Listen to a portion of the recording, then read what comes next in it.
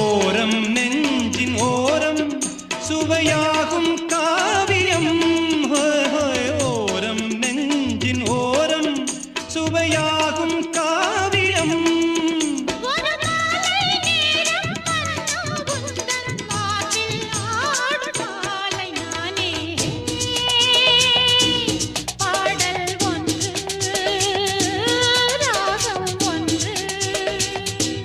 சேரும் போது அந்த கீதம் அதை மீண்டும் மீண்டும் கேட்க தோன்றும்.